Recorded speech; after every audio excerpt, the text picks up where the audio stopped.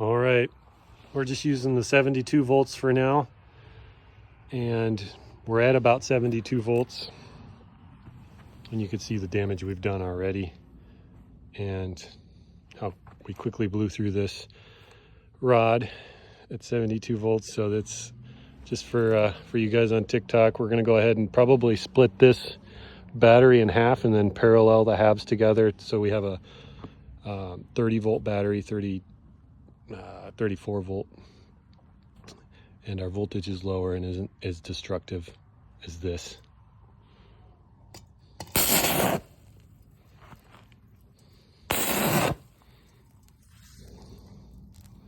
So I'm not sure if I can